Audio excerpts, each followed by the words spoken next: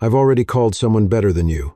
The words landed like a hammer blow, sharp and merciless, echoing inside the sleek boardroom. John froze for a moment, hand still on the remote control, the next slide of his presentation waiting to be revealed. Behind him, the glowing screen displayed the title he had worked on for half a year: Affordable Housing as a Path to Recovery. The silence that followed Bella's interruption was heavy, almost suffocating. He could hear the faint hum of the air conditioning, the shuffle of someone clearing their throat, the nervous squeak of a leather chair.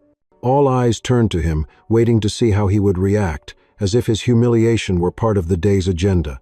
John's throat tightened. For 6 months he had lived and breathed this plan. Long nights spent hunched over his kitchen table after putting his daughter to bed, scouring data, running projections, designing a model that could both stabilize the company's finances and provide affordable housing for families like his own. He had built this plan with the quiet desperation of a man who needed not just a paycheck, but dignity. And now, just as he began to explain how it could pull the company back from the brink of bankruptcy, Bella cut him down with one sentence. Bella sat at the head of the long oak table, her tailored suit immaculate, her diamond earrings catching the fluorescent light. She leaned back, arms folded, her lips curved into the faintest smirk. "Half a year, and this is what you bring me?" she said, her voice cold, carrying the authority of a woman used to snapping people in two. "This company doesn't have time for experiments from a failed analyst turned assistant." "And say?" The words were cruel, but delivered with a calmness that made them sting even more. Around the table, senior managers lowered their eyes. No one spoke. John felt the heat rising in his face, but he forced his hand to remain steady as he clicked the remote.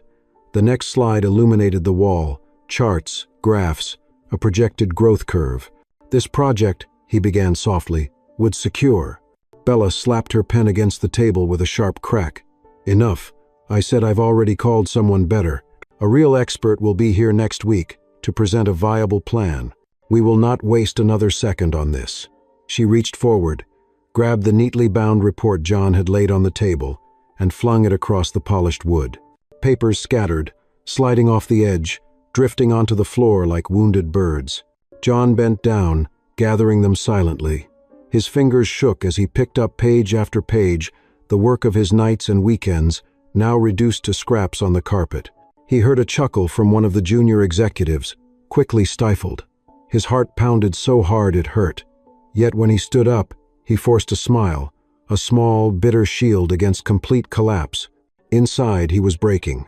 Every line Bella had thrown at him cut deeper than the last, because behind her contempt he heard something worse: dismissal.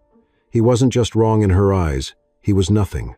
He wanted, desperately, to shout, to defend his work, to remind the room that this plan was not just numbers but a vision that could save jobs, save homes, save the very company they all depended on. But he didn't. His lips pressed together, holding back a storm. He thought of his daughter Emma, with her gap-toothed smile, waiting for him at home with a drawing that said, "Daddy, you're my hero." He thought of his mother, frail, her hands trembling as she stirred the beef stew she still cooked for him whenever he came by. They depended on him.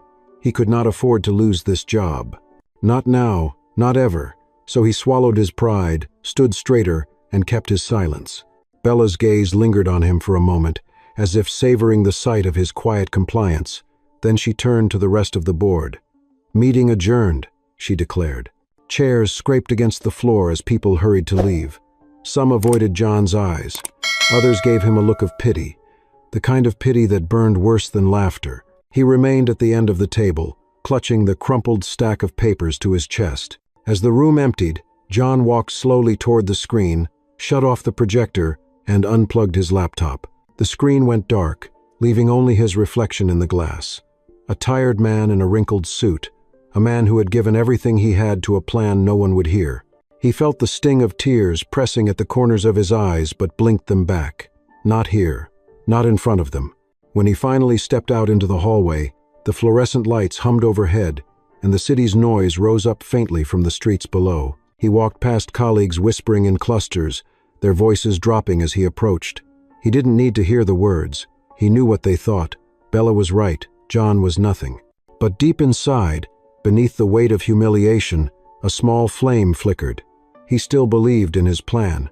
He still believed that truth mattered, that numbers didn't lie even if people did. One day, somehow, he would prove that what he had built in silence was worth more than Bella's scorn. One day, he would be heard. For now, though, he pressed the button for the elevator, clutching the papers close as if they were fragile pieces of his soul. As the doors closed around him, the echo of Bella's words lingered in his mind. "I've already called someone better than you," he whispered to himself, so softly no one could hear. "We'll see." The next morning the boardroom felt colder, sharper, as if Bella's words from the day before still clung to the glass walls. John sat near the far end of the long table, his laptop open but his eyes fixed on nothing. He had barely slept. Each time he closed his eyes, he saw papers fluttering across polished wood, heard the cruel snap of Bella's pen, and the laughter that someone had failed to smother. He told himself to stay steady, that silence had always been his armor, but the sting had not faded. Bella entered late, as she often did, making sure her presence arrived with impact. She wore a charcoal suit, heels clicking against the marble floor, a phone pressed to her ear. She ended the call without a goodbye, tossed the phone onto the table, and scanned the room with eyes that demanded obedience. Her gaze landed on John. She smiled faintly, a smile without warmth. "Our so-called assistant analyst is here," she said to no one in particular, her voice loud enough to ripple through the room. "I hope you're not planning another waste of time." A few of the younger managers shifted uncomfortably. One even coughed to break the silence, but no one defended him. John's shoulders stiffened. He wanted to reply, to remind her that he had given half a year to the company's survival, but the words lodged in his throat. Bella leaned forward, resting her elbows on the table. "Do you know what it's like, John?" she said, her voice now dripping with disdain. "To watch someone pretend to be more than they are, to see mediocrity dressed as vision?" Her laughter was quick, sharp, and others followed out of nervous habit. John felt heat rise in his chest, but he kept his face neutral, his hands folded tightly under the table so no one could see them tremble.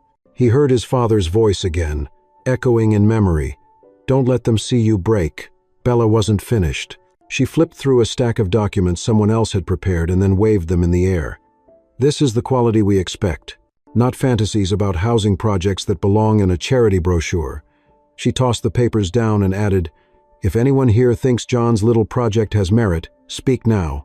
The silence was suffocating. Not one of the executives moved. A few glanced at John, pity in their eyes, but none dared to speak against her. John sat perfectly still, but inside, shame burned. It wasn't just Bella's cruelty that cut deep. It was the way everyone else surrendered to it. Their silence felt like confirmation that he truly was nothing. Bella leaned back in her chair, victorious in the absence of dissent. "Good," she said. "Now let's move on to real business." The meeting resumed, numbers and charts projected on the wall, but John could barely hear. The words blurred, his thoughts drowning in humiliation. He tried to take notes, his pen scratching against the pad, but the letters collapsed into meaningless lines. All he could hear was Bella's voice echoing, mediocrity dressed as vision. When the meeting ended, people rose quickly, gathering their belongings, eager to escape. John remained seated, staring at his notes until the room emptied. As he stood, he caught his reflection in the glass wall, shoulders stooped, tie loosened, eyes tired. He barely recognized himself. He walked down the hallway, past offices where colleagues whispered behind closed doors. One assistant gave him a sympathetic smile as he passed, but it only deepened his sense of isolation. Sympathy was another form of dismissal, softer than Bella's but no less cutting. In the elevator, alone, he leaned against the mirrored wall and closed his eyes. For a moment he imagined walking out of the building forever, never returning to the place where every effort was mocked. But the image of his daughter filled his mind again, Emma, sitting at the kitchen table, crayons scattered around, proudly showing him a picture she drew of a tall building with the words "Daddy's Project" scrawled in uneven letters at the bottom. That memory held him upright as the elevator descended. That evening, back in his apartment, the atmosphere was gentler but no less heavy. His mother was in the kitchen, the aroma of beef stew filling the air. She hummed softly, the way she always did when cooking, her hands steady though her voice trembled with age. Emma ran to him the moment he opened the door, clutching another drawing. "Daddy, I made you a superhero this time," she said, holding up a picture of a man in a cape with his name written across the chest. John knelt, forcing a smile, kissing her forehead. "It's perfect, sweetheart," he said, though his voice cracked. Emma's eyes sparkled. "You'll show it to your boss tomorrow, right? So she knows you're smart?" The words pierced him like a blade. He pulled her close, hugging her tightly so she couldn't see the tears gathering in his eyes. At dinner, his mother served bowls of stew, urging him to eat more. She noticed his silence, the way he pushed the food around the bowl without appetite. "John," she said gently, "I know that look. Your father wore it often. Don't let them strip you of your pride." He swallowed hard, nodded, but said nothing. Pride seemed like a luxury he could no longer afford. That night, after Emma had gone to bed and his mother was dozing in her chair, John returned to the kitchen table. He spread out the battered pages of his plan, smoothing the creases, rereading the numbers he had memorized long ago. He traced the lines of his graphs with his finger, whispering the conclusions to himself, as if trying to remind his heart that the work still had meaning even if no one else saw it. The apartment was quiet except for the ticking of an old clock on the wall. Each tick seemed to mock him, a reminder of time wasted, of months he would never get back. He closed his eyes and pressed his forehead against the cool surface of the table. Humiliation still burned, but beneath it, something else stirred, a quiet anger, an ember refusing to die. For now, he remained silent.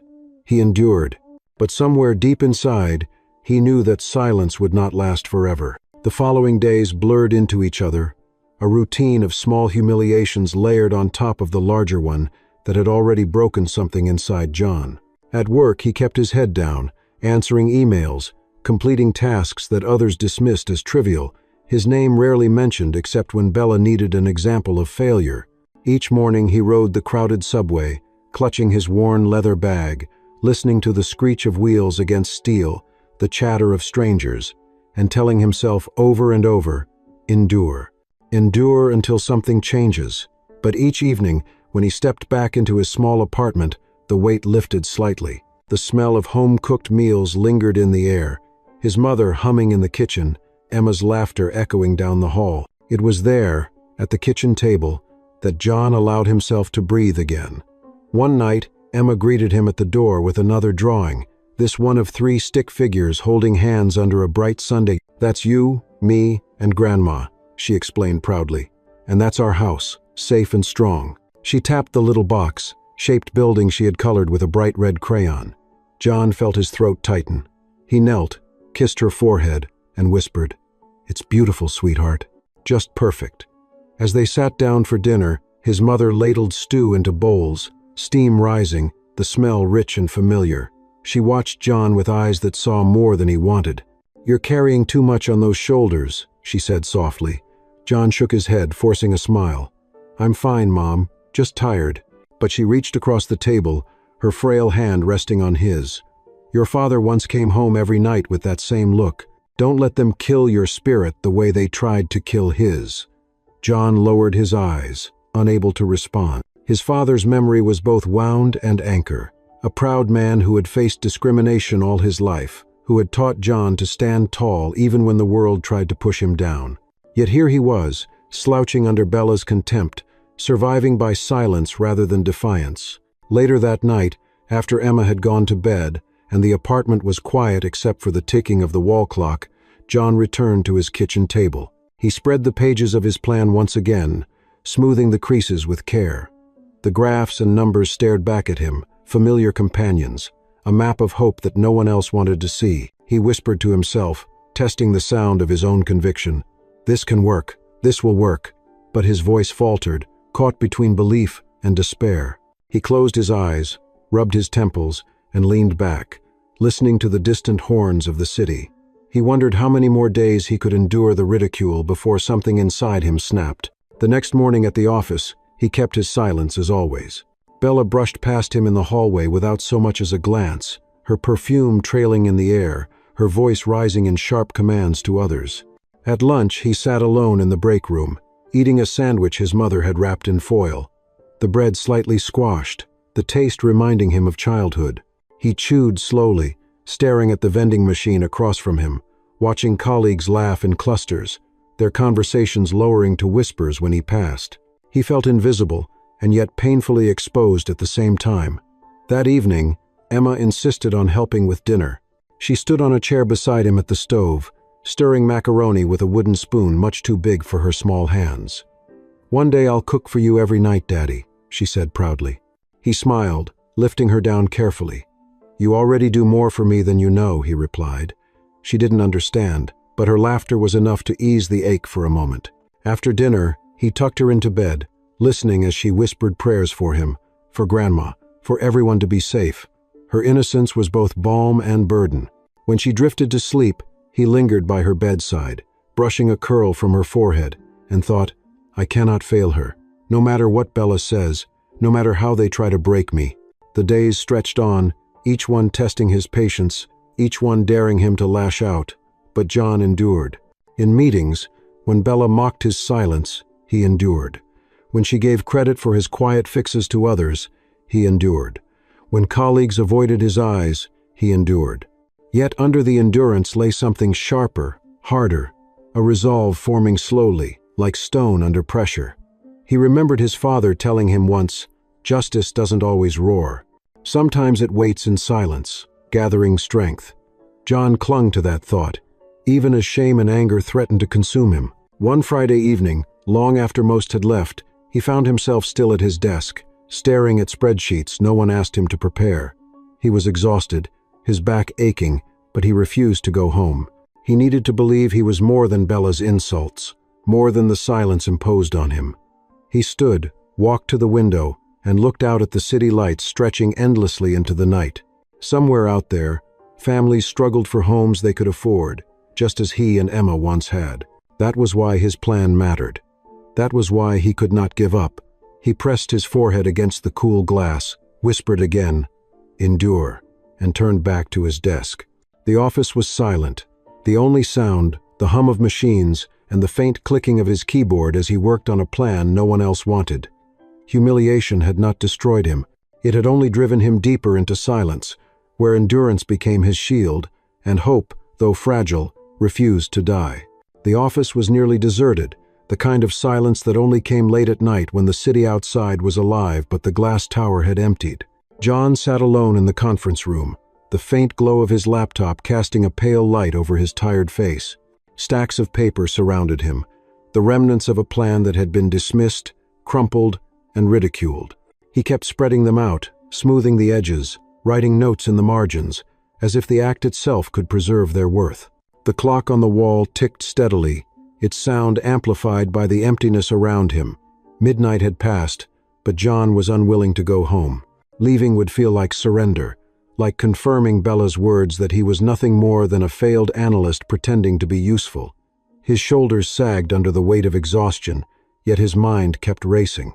He thought of Emma asleep in her small bed, her drawings taped proudly to the refrigerator. He thought of his mother humming softly as she prepared stew, even when her hands shook with age. These images steadied him, gave him just enough strength to keep pushing through the despair that had become routine. The door creaked open and startled him. He turned quickly, expecting perhaps a security guard doing rounds. Instead it was Harold, one of the senior managers, older than most, with graying hair and a slow gait that spoke of decades in the business. Harold had always been courteous but distant, rarely involving himself in office politics. Tonight his eyes carried something different, a quiet understanding. "Still here, John?" Harold's voice was low, edged with weariness. John straightened, embarrassed to be caught working so late. "Just finishing up," he said, though they both knew it wasn't true. Harold stepped inside, closing the door behind him. He looked at the papers spread across the table, then at John, and let out a sigh. "I've seen that look before," he said. "The one in your eyes. It's the look of a man carrying more than his share." John tried to smile, but it faltered. "It's nothing, just keeping busy." Harold pulled out a chair and sat down across from him. The fluorescent lights hummed above, casting long shadows over the table. "You think if you work harder, if you stay quiet, they'll see your worth," Harold said gently. "But men like you and me, we've learned the hard way. Silence doesn't protect you forever." John lowered his gaze. "What choice do I have? Bella already decided what I am. Speaking up would only prove her right when she says I don't belong here." Harold leaned forward, resting his hands on the table. Listen, I've been in this game longer than I care to admit. I've watched good people bury themselves in silence, thinking patience was the noble path. Some lasted a year, maybe two, but eventually, silence becomes permission. You keep quiet, and you give them the right to grind you into dust. John's jaw tightened. He wanted to argue, to defend his strategy of endurance, but Harold's words cut too close to truth. "I can't just risk everything," John whispered. "I've got a daughter, my mother. They depend on me. If I lose this job—" "If you lose yourself first," Harold interrupted, "what will they have left?" The room grew still. John felt the weight of those words settle on his chest. He thought again of his father, who had faced prejudice his entire life, but never bowed his head. His father had told him once, "There are battles you don't choose, son. They choose you." Maybe this was one of them. Harold rose slowly, gathering his coat. "I won't tell you what to do, John, but I will tell you this. Men like Bella, they thrive on fear. They survive because everyone else is too afraid to stand up. If you want justice, not just for you, but for anyone who comes after, you'll have to find your voice." He paused at the door, glancing back one last time. "Don't let them bury you in silence." When the door closed behind him, John sat frozen. The ticking of the clock seemed louder now, every second marking the distance between his endurance and his breaking point. He looked down at his hands, rough from years of work, and wondered when they had become so heavy. Slowly, he gathered the scattered papers, stacking them neatly. He ran a hand over the cover sheet of his plan, tracing the faded title with his finger, "Affordable Housing as a Path to Recovery." 6 months of work, 6 months of belief, reduced to ashes in Bella's eyes but still alive in his. He leaned back in his chair, staring at the ceiling, Harold's words replaying in his mind. "Silence becomes permission." The phrase struck deep, unsettling the fragile peace he had built from endurance. For the first time in weeks, John allowed himself to imagine what it might feel like to speak, to push back, to reveal the truth hidden behind Bella's polished facade. The thought terrified him, but beneath the fear was something else: hope, sharp and defiant. He left the office long after Harold had gone, carrying his papers under his arm as if they were precious cargo. The elevator ride down was quiet, the lobby empty except for a sleepy guard who nodded in recognition.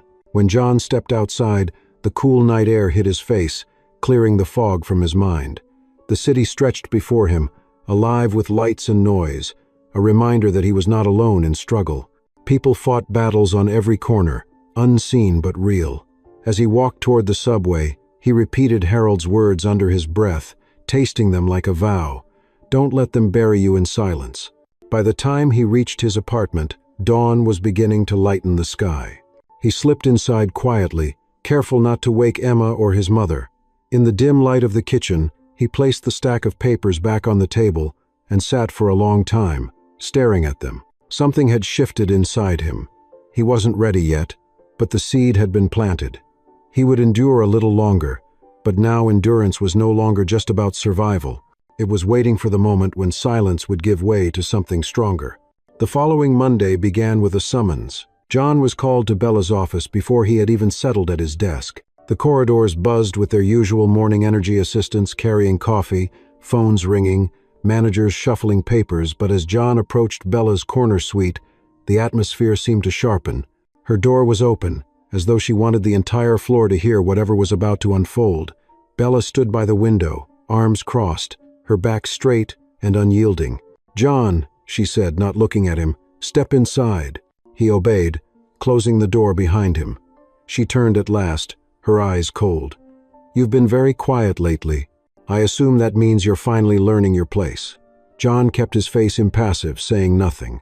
Bella walked to her desk, picked up a thick folder, and pushed it across the polished surface toward him. "I want this entire financial report rewritten. Every figure verified, every projection reworked, and I want it done in 24 hours. John blinked. The folder was nearly 3 inches thick. 24 hours? He asked cautiously. Bella tilted her head, her smile sharp as a blade.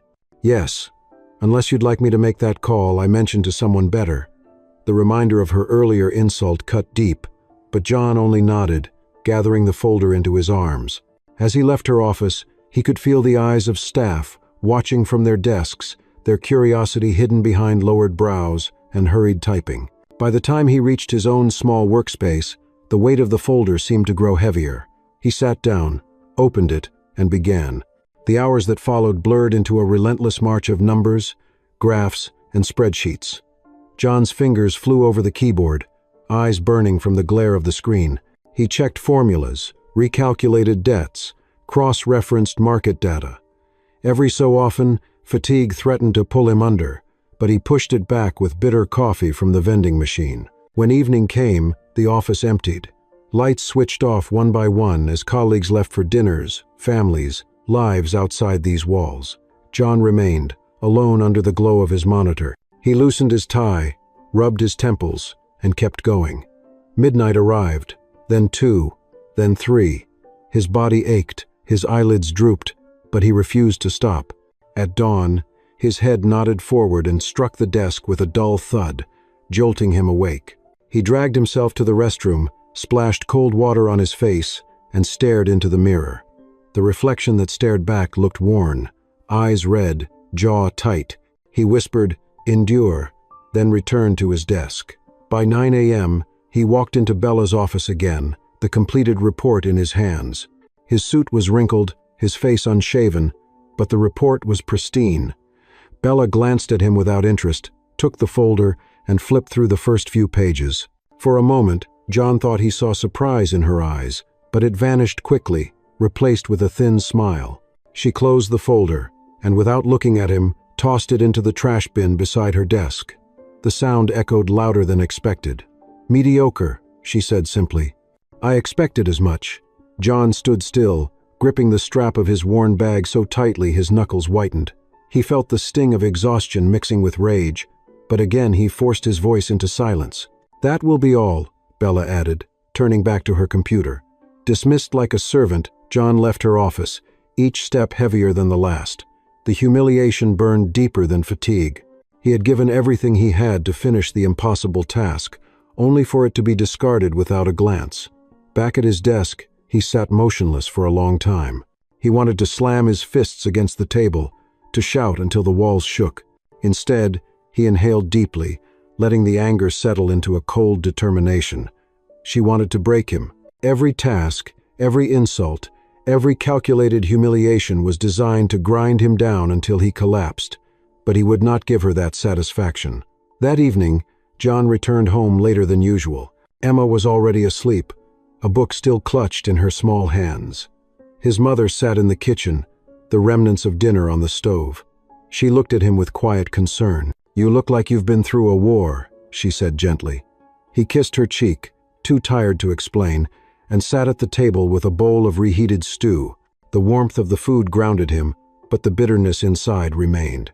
After his mother went to bed, he sat alone at the kitchen table, staring at the pages of his original housing plan. He thought of Bella's smirk, the sound of the report hitting the trash bin, and Harold's words echoing in his mind. Silence becomes permission. His hands trembled as he traced the lines of his graphs. He was enduring, yes, but endurance was beginning to feel less like strength and more like chains. He whispered again into the quiet apartment, "Not forever. I won't be silent forever." Then he stacked his papers neatly, turned off the light, and went to bed, knowing that tomorrow Bella would find a new way to test him, and he, for now, would endure. John arrived at the office Tuesday morning with the heavy steps of a man who knew another battle awaited. His body was weary, but his mind sharper than it had been in days, a quiet storm brewing beneath his calm surface. The humiliation of seeing his work thrown into the trash still burned, yet instead of crushing him, it had ignited a new kind of alertness. He noticed details more keenly now, the way colleagues avoided his eyes, the hushed conversations that paused when he entered, the subtle fear that clung to the air whenever Bella's heels clicked across the floor. That afternoon, Bella summoned the entire department for a presentation. She stood at the head of the conference room, her presence commanding as ever. On the screen behind her glowed a proposal strikingly familiar to John. Charts, projections, even the phrasing phrases he had written long ago. Bella spoke confidently, as though the plan were hers, weaving words that sounded almost identical to the ones he had whispered over his kitchen table at midnight. John sat in silence, his stomach tightening with each slide. Colleagues nodded, impressed. A few even whispered admiration. Not one of them realized or dared to say that the plan Bella presented was stolen from him. When she concluded, applause filled the room. Bella raised her chin, basking in approval. Her eyes flicked toward John for the briefest second, daring him to speak. He didn't. His silence was not surrender this time, but calculation.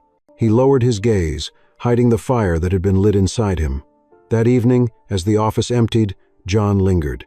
He walked past the conference room, where the projector still hummed faintly, casting the ghost of Bella's slides onto the wall. He stepped closer, studying the numbers that he knew by heart, and felt both rage and grim vindication. She had stolen his work because she knew it mattered. She had to take it because she could not build it herself. Later, in the dim light of his apartment, John sat again at the kitchen table while Emma colored beside him. He watched her draw tall buildings and tiny figures holding hands, her childish scrawl spelling out, "Home for everyone." The coincidence struck him with force. Emma didn't know about the stolen plan, didn't know the nights he had sacrificed, but somehow she had captured the essence of his dream. He reached across, touched her hand gently, and whispered, "One day, sweetheart, they'll see." His mother entered the kitchen carrying a tray of tea. She noticed the intensity in his eyes. "You're thinking too much again," she said softly. John hesitated, then confided, "She took it, my plan. She presented it today as if it were hers."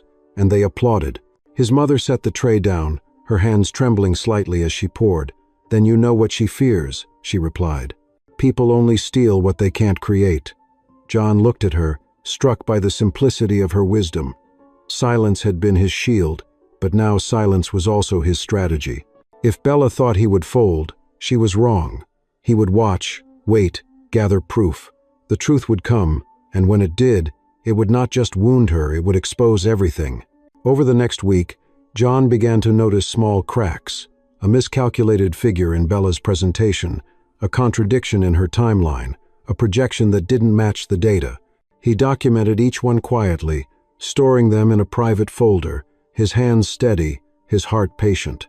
He attended meetings, performed his tasks, endured her jabs, but behind his calm expression he was building something stronger than any slide deck. He was building a record of truth. One night, long after midnight, Harold appeared again. He found John at his desk, eyes bloodshot but focused, fingers moving quickly across the keyboard. "You're still here," Harold said, a trace of admiration in his tone. John looked up, hesitated, then spoke for the first time about what Bella had done. He told Harold about the stolen plan, about the humiliations, about the silence he had chosen to endure. Harold listened without interrupting, his face grave. When John finished, Harold leaned closer. "Then you know what must be done," he said. "But you must be careful. She's powerful, and she'll crush you if you go at her unprepared. Gather your strength, gather your evidence, and when the time is right, don't hesitate." John nodded slowly. He felt the weight of Harold's words, the truth in them. It was no longer just about survival. It was about justice, not the roaring kind, but the quiet, inevitable kind that rose from patience and perseverance. The following morning, Bella walked through the office as if she owned the very air. She greeted investors, shook hands, and smiled for cameras. John watched from his desk, silent but observant. He saw the way her smile never reached her eyes, the way her grip lingered just long enough to dominate. He saw not strength, but hunger, a hunger that would eventually consume itself. That night, after Emma had fallen asleep and his mother's soft breathing filled the apartment, John sat alone in the dark. He stared at the city skyline through the window, lights flickering like signals in the distance. He felt the burden of his silence, but he also felt the quiet power it gave him. Bella thought she had buried him under humiliation and theft, but she had only planted the seeds of her own downfall. He whispered into the night, not as a plea this time, but as a promise. "I will endure, and when the moment comes, I will not be silent." The following week began with an announcement that sent a ripple of tension through the office. Bella had scheduled a high-profile investor meeting, inviting key stakeholders whose money would decide the company's future. The invitation had been sent to everyone except John. He only learned about it when a colleague, whispering in the break room, mentioned it with a nervous glance in his direction. John returned to his desk, the weight of exclusion pressing on him, but instead of despair, He felt something sharper rising. Bella was not just humiliating him now, she was erasing him. That evening, he stayed late once again, combing through financial reports, projections, and correspondence. He noticed something troubling. Bella's version of his plan, the one she had claimed as her own, had been altered. The numbers had been inflated to impress investors, the projections manipulated to look more lucrative. On the surface, it sparkled, but beneath, it was dangerously flawed. If her version went forward, the company wouldn't just fail to recover, it would collapse entirely. John's pulse quickened as he read line after line. This wasn't just about stolen credit anymore. It was about survival, for the company, for his colleagues, for every family that depended on their jobs. Bella was gambling with lives, all for her pride. He printed copies of the discrepancies, slid them into his folder, and hid them beneath the false bottom of his desk drawer. He knew now that his silence had a purpose: to gather truth, to hold it steady until the right moment. But the risk grew heavier with each passing day. At home, his mother noticed the change in him. She watched as he paced the small kitchen after dinner, papers in his hands, lips pressed tight. "You're carrying fire, John," she said one night, her voice steady but filled with warning. "Be careful not to let it consume you." He sighed, setting the papers down. "If I stay quiet, she'll destroy everything. If I speak too soon, she'll destroy me." His mother touched his arm gently. "Timing is everything. Your father always said justice comes when patience and truth walk together." Emma, listening from the table where she had been coloring, piped up innocently, "Daddy's like a superhero. He waits until the right time." John smiled faintly, ruffling her hair. "Something like that," he said, though inside he wondered how much longer he could wait. The breaking point came sooner than expected. On the morning of the investor meeting, Bella strode into the office, dressed in a flawless navy suit, her confidence radiating like armor. She gathered her notes, rehearsed lines under her breath, and barked orders at her assistants. John watched from his desk, his folder of evidence hidden beneath his arm.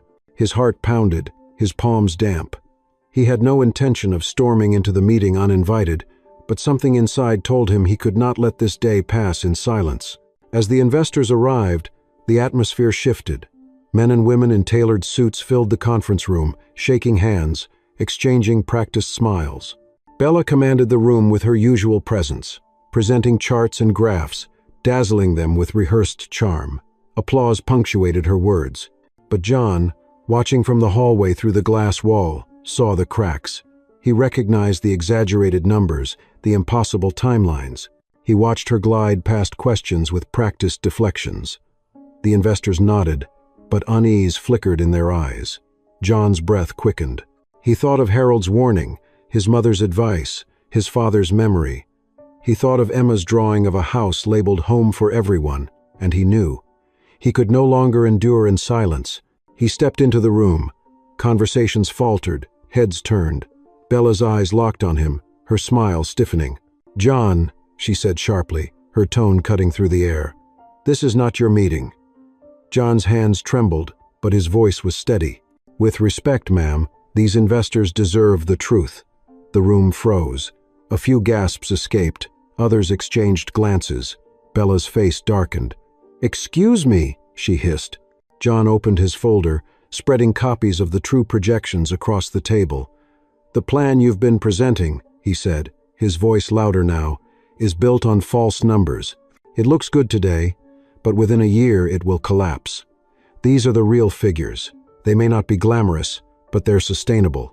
They can save this company." For a moment, silence reigned. The investors leaned forward, scanning the documents. Bella's face turned crimson. She rose from her chair, voice sharp and trembling with fury. "How dare you undermine me in front of my guests? This man is a failed assistant with no authority." "Security." One of the investors raised a hand. "Wait," he said, his voice calm but firm. "This deserves review. These numbers align more closely with what we've observed in the market. If what John says is true, we need to reconsider." Murmurs spread across the room. Bella's eyes blazed with rage, but her voice faltered. John stood tall, his heart pounding so loudly he thought the whole room could hear it, but he didn't back down. He met the gaze of every investor in the room and held it. "I may not have a title," he said softly, "but I have the truth. And the truth, is what will keep this company alive." The silence that followed was different now, not suffocating but heavy with possibility. For the first time, John felt the weight of his silence lift. He had spoken. He had endured long enough, and now the truth had found its voice. Bella's fury was not the end. It was only the beginning. The investor meeting dissolved into uneasy chatter, the hum of voices mixing with the rustle of papers as John's figures passed from hand to hand. Bella stood rigid at the head of the table, her face a mask of fury barely concealed beneath the thin veil of professionalism.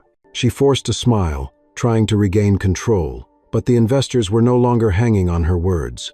They were reading, calculating, comparing. Every second that ticked by drained more authority from her and shifted it toward the man who had been invisible until this moment. John's heart raced as he watched the tide turn. He could feel Bella's eyes burning into him, promising retribution, but he no longer lowered his gaze. For the first time in months, he stood without shame. One of the investors, a silver-haired man with a reputation for blunt honesty, cleared his throat. "Bella, these discrepancies are not minor. If these numbers are accurate, your presentation misrepresents the risk entirely." Bella's voice cracked slightly as she responded. "It's a matter of interpretation. The market is volatile, and I've chosen the optimistic scenario." John stepped forward. "With respect, sir, optimism doesn't pay debts. These numbers, my numbers, reflect reality. They're not glamorous, but they're honest. And if this company wants to survive, honesty is the only foundation strong enough to build on." A murmur of agreement rippled through the room. Another investor spoke, a woman with sharp eyes and a measured tone. "I want an independent audit. We need to know which of these reports is reliable before moving forward." Bella's jaw tightened, but she nodded stiffly, her hands gripping the edge of the table. "Of course," she said.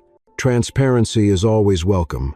Her words were smooth, but her eyes screamed murder. The meeting ended in a cloud of tension. Investors left with John's papers in their hands, their polite goodbyes tinged with suspicion. Bella did not look at John as she gathered her things, but the silence between them was louder than any insult she had ever thrown. Back at his desk, John sat trembling. He had spoken the truth, and it had landed. But with the surge of triumph came fear. He knew Bella would not forgive this. She would strike back, harder than before. Harold appeared later that evening, leaning against the doorway of John's office. "You did it," he said simply. John shook his head. "I don't know if I did. All I did was hand them the truth." Harold smiled faintly. "Sometimes that's all it takes." He stepped closer, his voice lowering. "But be careful.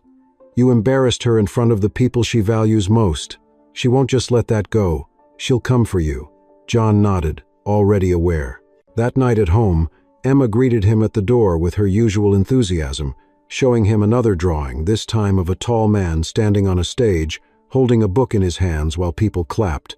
"That's you, Daddy," she said proudly. "Everyone's listening." John hugged her tightly, fighting back tears. She had no idea how close her picture was to reality. Over dinner, his mother studied him carefully. "You spoke, didn't you?" she asked softly. John met her gaze and nodded. She smiled faintly, though her eyes carried worry. "Your father would be proud, but now you must be careful. The closer you get to the truth, the more dangerous it becomes." The following days confirmed her warning. Bella avoided him in public, but behind closed doors the attacks came sharper than ever. She buried him under pointless tasks, reassigned his work without explanation, and spread whispers that he was unstable, a liability. Colleagues grew colder, some avoiding him entirely, others offering only tight-lipped sympathy. Yet John noticed something else too. A few began to linger near his desk, asking quiet questions about the numbers, the plan, the truth, small gestures, but enough to show him that seeds of doubt had been planted. Bella's grip was loosening, even if she couldn't see it yet. One evening, long after most had left, John discovered a file left accidentally on the shared printer. He glanced at the cover page and froze. It was correspondence between Bella and a private consultant, discussing payments that had no official record. His hands trembled as he flipped through the pages, realizing what it meant. Bella wasn't just stealing credit, she was funneling money, hiding losses, covering her tracks with doctored reports. The anger that surged in him was unlike anything he had felt before. This wasn't just humiliation anymore. It was fraud, betrayal at the highest level. He slipped the pages into his folder, his mind racing. He couldn't go to the authorities yet, not without more. But now he had proof that Bella was more than cruel. She was corrupt. That night, sleep evaded him. He sat at the kitchen table while the city outside pulsed with life, staring at the incriminating papers spread before him. Emma's drawings hung on the refrigerator, silent reminders of why he couldn't stop now. His mother's voice echoed in his head, "Timing is everything." He whispered to himself, "Not yet, but soon." The next morning, Bella entered the office with her usual air of command, unaware that her empire had begun to crack. John watched her from his desk, his folder tucked safely away, and for the first time, he didn't feel invisible. He felt like a storm on the horizon, silent but inevitable. The days following John's quiet discovery passed with a tension that wrapped itself around every corner of the office. He carried the secret papers with him carefully, hidden beneath layers of folders, never leaving them unattended. Each time he glanced at them, his chest tightened with the knowledge that they represented both a weapon and a danger. Bella, meanwhile, seemed determined to reassert her dominance. She strutted through the halls with renewed sharpness, issuing orders that contradicted themselves, creating chaos that only she claimed she could solve. At every meeting she tightened her grip, humiliating John with offhand remarks, reminding everyone that in her eyes he was nothing. Yet beneath her cruelty there was an edge of unease, a flicker in her eyes when investors were mentioned, a stiffness in her voice when financial audits arose. She knew the ground beneath her was shifting, though she couldn't yet see from where. John endured the barbs, but this endurance was no longer passive. Every insult became another reminder of why he had to hold steady until the right moment. Every order thrown at him became an opportunity to observe her more closely, to note the inconsistencies, the lies piling higher with each passing day. One evening, as the office emptied, Harold appeared again. He closed the door to John's office and lowered his voice. "I hear whispers," he said. "Bella is making moves to silence you. If she suspects you have proof, she won't hesitate to bury you." John leaned back in his chair, exhaustion etched into his face. "Then I need to be smarter. I can't rush this. I need more than whispers and fragments. I need undeniable truth." Harold studied him for a long moment, then nodded. "Then tread carefully. She's dangerous when cornered." That night at home, John laid the incriminating papers on the table. His mother sat opposite him, her hands folded, her eyes steady. "You're playing with fire," she said. John met her gaze. "If I don't, she'll burn everything around her. The company, the people who depend on it. I can't stay silent anymore." She nodded slowly. "Then remember, fire can destroy, but it can also cleanse. Use it wisely." Emma wandered in, rubbing her sleepy eyes, clutching a stuffed bear. She climbed into John's lap, resting her head on his chest. "Daddy," she murmured, "you're going to win, right?" The innocence of the question struck him harder than any insult Bella had ever thrown. He kissed her forehead and whispered, "Yes, sweetheart, one day we'll win." The following morning, Bella called for another department-wide meeting. She presented new projections, even grander than before, promising profits that glittered like fool's gold. John sat silently, his expression unreadable, but inside he was boiling. He knew every number was false, every promise built on sand. As she spoke, he scanned the room. He saw doubt flickering in colleagues' eyes, hesitation in their applause. Bella noticed it too, and her voice grew sharper, more desperate, as if volume could disguise weakness. After the meeting, Bella pulled John aside. She leaned close, her voice low and venomous. "I don't know what you think you're doing, but let me make this clear. One word, one slip, and you'll regret ever walking into this building." Her perfume was suffocating, her gaze like steel. John met her eyes calmly. "The truth has a way of speaking, even if I don't." For the first time, he saw uncertainty flicker across her face. That night, long after Emma was asleep, John sat at the kitchen table again, documents spread before him. He wrote notes, highlighted patterns, cross-referenced data. Slowly, a picture emerged not just of arrogance, but of deliberate fraud. Bella had been covering losses, moving funds, lying to investors. He felt the enormity of it pressing down on him, the weight of knowing what few others did. He whispered into the silence, "Not yet, but soon." The following week brought the pressure to its peak. Bella announced a gala dinner with top investors, promising a major reveal that would secure the company's future. John knew it would be another performance built on lies. But now he was ready. He had assembled enough evidence to show not just her theft of his plan, but the trail of deceit that could not be denied.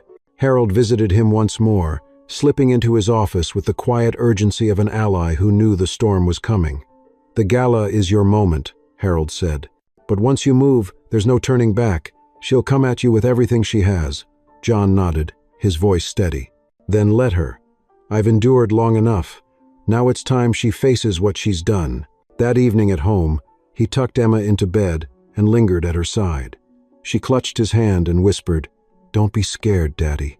He smiled faintly, brushing her hair back. "I'm not scared anymore," he said softly. "I just want the truth to be seen." Later, as the city lights shimmered through the window, John sat alone at the table, staring at the stack of evidence. He felt the weight of every insult, every humiliation, every long night that had brought him here.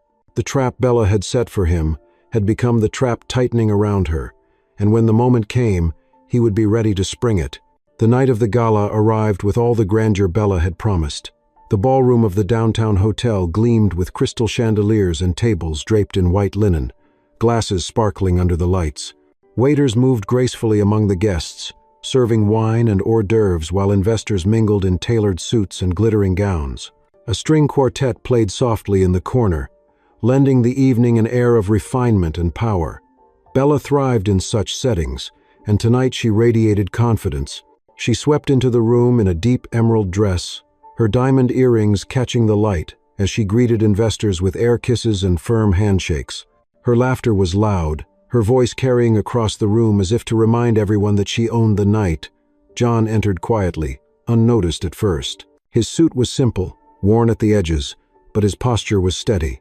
He carried no entourage, no polished smile. What he carried instead was the folder tucked beneath his arm, filled with the evidence he had painstakingly gathered. He moved through the crowd with calm purpose, his eyes scanning the room until they landed on Harold, who gave him a subtle nod of encouragement from across the floor. The evening unfolded as Bella intended, investors praising her for bold leadership, colleagues whispering in awe of her connections, cameras flashing as she posed beside the company's logo projected onto the wall. At dinner, she rose to give her speech, her voice smooth and commanding. She spoke of vision, resilience, and a bright future, gesturing to charts displayed on the large screen behind her. Numbers soared upward, profits gleamed, and applause punctuated her every pause. But as John sat at his table, the applause sounded hollow. He knew every projection was a lie, every promise, a carefully crafted deception. His heart pounded, but his face remained composed. He waited. When Bella reached her crescendo, declaring that the company was on the cusp of unprecedented success, John stood. The movement drew attention, and silence rippled across the tables as heads turned. Bella's smile faltered for just an instant before returning, colder this time. "John," she said, her voice dripping with false warmth. "What an unexpected surprise. I didn't realize you were joining us tonight." John held her gaze. "You invited investors to hear the truth," he said, his voice steady and clear, "and they deserve to hear it." A murmur swept through the room. Bella laughed lightly, trying to brush it off. "This is not the time, nor the place. Sit down before you embarrass yourself." But John didn't move.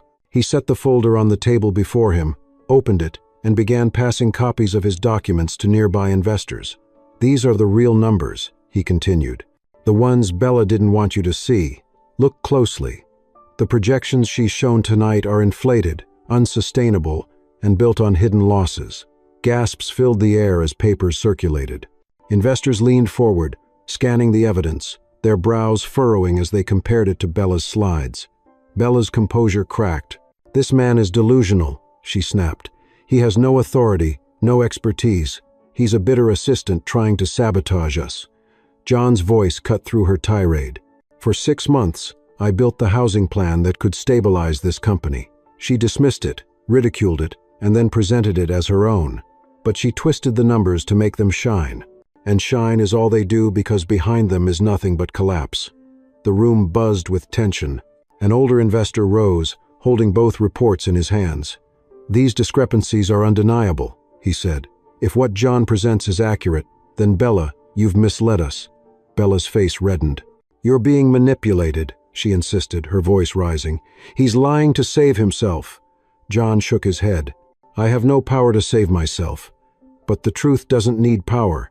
It only needs to be seen." His words lingered in the air, heavy and unshakable. More investors stood, comparing notes, whispering among themselves. The atmosphere shifted like a tide turning against Bella. She tried to recover, raising her voice over the noise. "I am the CEO of this company. I built its reputation, and I will not have it destroyed by a man who doesn't even belong in this room." John looked at her, his voice quiet but firm. "You didn't build its reputation. You built a facade, and facades always fall." The silence that followed was deafening. For the first time, Bella seemed small, her authority cracked by the weight of truth pressing down on her. Harold stepped forward, placing a supportive hand on John's shoulder. "I think it's clear we need a thorough investigation," he said to the room. Investors nodded in agreement, their faces grim. Bella's lips trembled, but she said nothing. The gala that had been meant to cement her dominance had become the stage for her unraveling. As the crowd dispersed into hushed conversations, John stood quietly, his folder now empty, his heart still racing. He felt no triumph, only the heavy relief of having finally spoken what could no longer be hidden. At home later that night, he tucked Emma into bed. She looked up at him sleepily and asked, "Did they listen, Daddy?" He smiled softly, brushing her hair back. "Yes, sweetheart, they listened." His mother, waiting in the kitchen with a cup of tea, looked at him with both pride and worry. "You've stepped into the light now," she said.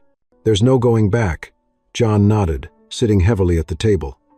"I know, but the truth was worth it." Outside, the city glowed as always, indifferent to one man's fight. But inside the small apartment, there was a sense of quiet victory. John had endured, he had spoken, and now the tide was turning. The morning after the gala was heavy with anticipation. The office, usually buzzing with idle chatter, carried a nervous quiet. Whispers floated through the corridors as employees exchanged glances, their conversations cut short whenever Bella appeared. She entered later than usual, her heels striking the marble floor with sharper rhythm, her eyes fierce, her mouth a rigid line. She carried herself with the same authority as always, but beneath it there was a visible crack, a brittleness no one had seen before. John sat at his desk, calm but alert, the folder of documents no longer hidden. He didn't need to hide them now. Too many investors already had copies. The truth was no longer his alone to carry. He expected retaliation, but he also knew Bella's power was slipping. At mid-morning, she called an emergency meeting. The entire department filed into the boardroom, tension thick in the air. Bella stood at the head of the table, her voice sharp as she addressed the room. "Last night," she began, "an unfortunate incident occurred. Lies were spread, and attempts were made to undermine this company's leadership. Let me make one thing clear. I will not tolerate insubordination or betrayal." Her gaze locked on John, her words dripping with venom. "Those who conspire against me conspire against us all." A murmur ran through the room, uneasy and uncertain. John remained seated, his expression calm. He felt his heartbeat in his chest, but he kept his voice steady. What happened last night was not betrayal, it was truth. And the truth is, your numbers don't hold. They never did. Gasps rose from the table. Bella slammed her hand down, the sound echoing across the glass walls. "Enough. You will not speak another word in this room." But her command no longer carried the same weight. Several colleagues glanced at John, then back at Bella, hesitation in their eyes. Harold cleared his throat. "Perhaps," he said carefully, "the truth should be heard, regardless of how uncomfortable it may be." Bella turned on him, her fury unrestrained. "You're siding with him? With a man who's done nothing but leech off this company?" Harold didn't flinch. "I'm siding with facts." The tension snapped like a taut wire. John rose slowly from his chair, sliding a stack of documents across the table. "I have more," he said, his voice carrying across the silent room. "Correspondence, transactions, payments hidden off the books. This isn't just about inflated projections anymore. This is fraud." The words struck like thunder. The room erupted in shocked whispers. Faces turned pale, eyes wide. Bella's composure shattered. "You think you can destroy me with paper and ink?" she spat. I built this company. Without me, none of you would even have jobs." John met her fury with calm. "Without honesty, this company has no future. You didn't build it. You drained it, piece by piece, and dressed up the ruin with lies." For a long moment, silence reigned. Bella's chest heaved, her fists clenched at her sides. She looked around the room, searching for support, but found only avoidance. The colleagues who once laughed at her jokes now looked away. The managers who once nodded at her commands now studied the table in silence. The power she wielded so effortlessly was slipping through her fingers. Suddenly she turned, storming out of the boardroom, her heels clattering against the floor. The door slammed shut behind her, leaving a stunned silence in her wake. Harold leaned forward, his voice low but steady. "It's over for her. She doesn't know it yet, but it's over." John sank back into his chair, exhaustion washing over him. He had expected anger, confrontation, even isolation. But what he saw in the faces around the table was something different. Respect. Not open, not yet, but cautious respect. When the meeting ended, several colleagues lingered by his desk.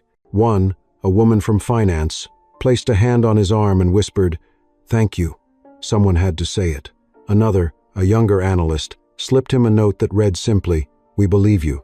These small gestures gave him strength. That evening, when he returned home, Emma ran into his arms as always.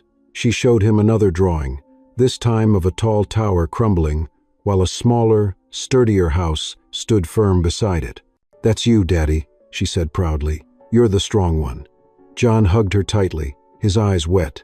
His mother, watching from the kitchen, gave him a look that mixed pride with caution. "You've shaken the tree," she said softly. "Now wait for the fruit to fall." Over the next days, the collapse of Bella's facade accelerated. Investors demanded explanations. Auditors arrived, and whispers of scandal spread beyond the office walls. Bella fought fiercely, lashing out at anyone who questioned her, but the harder she fought, the clearer her desperation became. John stayed steady, his silence now a weapon rather than a shield. He no longer needed to shout. The truth was moving on its own, carried by evidence too strong to ignore. By the end of the week, Bella's absence from the office spoke louder than any of her speeches ever had. Rumors swirled. She was meeting with lawyers, scrambling to salvage her empire, perhaps even preparing to step down. John sat at his desk, quiet, watchful, knowing the climax was near. The storm he had endured for so long was breaking, and soon, justice would come. The storm finally broke on a gray Monday morning. The news spread through the office like wildfire. Bella had been suspended pending a full investigation. Emails were sent from the board itself, citing discrepancies in financial reports and growing concerns about mismanagement. By mid-morning, men in dark suits arrived to collect files, their presence quiet but commanding. Doors shut, whispers echoed, and for the first time in years, the glass tower did not feel like her empire. It felt like a place waking from a long spell. John sat at his desk, still and watchful, as the news unfolded around him. He did not smile, did not celebrate. He simply let the weight of it settle. Months of silence, humiliation, and endurance had led here. The truth had been spoken, and now it was moving on its own, beyond his control. He had lit the spark, the fire was spreading. Harold appeared by his side, his weathered face carrying both satisfaction and caution. "It's done," he said quietly. John shook his head. "Not yet. She'll fight until the end." Harold nodded. "Yes, but the fight won't save her. The truth's too heavy now." At lunch, colleagues approached him one by one. Some offered handshakes, others simply nodded, their eyes filled with something new: respect. A few apologized for their silence, admitting they had feared Bella too much to act. John accepted their words without judgment. He knew too well what fear could do to people. By late afternoon, Bella returned. She swept into the office flanked by lawyers, her once flawless appearance strained by exhaustion. Her eyes burned with fury, but her shoulders carried the weight of inevitability. She stormed into the boardroom, her voice rising behind closed doors, but the sound no longer commanded fear. It carried desperation, the cry of a ruler whose crown had slipped beyond reach. Hours later she emerged, her steps slower, her face pale. She glanced at John as she passed, her lips curling into a bitter sneer. "Enjoy your little victory," she spat. low enough that only he could hear. "They'll chew you up next." John met her gaze calmly. This wasn't about victory, it was about truth. For a moment, their eyes locked hers, filled with venom, his steady and unyielding. Then she turned and walked out, her heels clicking for the last time down the marble corridor. Silence followed her departure, a long, heavy silence that felt like release. That evening, John left the building later than most, stepping into the cool night air. The city lights shimmered above him, indifferent yet comforting in their constancy. He walked slowly, breathing deeply, feeling a weight lift from his chest that he had carried for too long. At home, Emma was waiting with a new drawing. This one showed a small figure standing tall beside a crumbling tower, the words "Daddy's Truth" scrawled in bright colors above. She beamed as she held it up. "See, Daddy? You're the hero." John knelt, pulling her into his arms. His throat tightened, but his voice was steady. "No, sweetheart, the truth is the hero. I just carried it." His mother watched from the kitchen, her eyes glistening with quiet pride. "Your father would have said the same," she whispered. Later that night, after Emma had gone to bed, John sat at the kitchen table with his mother. The documents, once scattered in desperation, were now neatly stacked, their purpose fulfilled. He poured her a cup of tea, and for the first time in months, they sat together in peace. She studied him for a long moment. "You endured," she said softly. "But more than that, you stood. And when you stood, others found their strength too." John nodded slowly. "I was so afraid of losing everything. But in the end, silence almost cost me more." She smiled faintly. "Sometimes silence is strength. Sometimes it's surrender. The wisdom is knowing the difference." The words lingered between them, gentle and true. John looked out the window, where the city stretched endlessly, filled with stories of struggle and survival. He thought of the colleagues who had begun to find their voices, the investors who had finally seen the truth, the families who would now have a chance at stability. He thought of Emma's future, brighter because he had refused to let lies define him. He rose, kissed his mother's forehead, and whispered, "It's not over, but it's a beginning." And so it was. In the weeks that followed, the investigation deepened.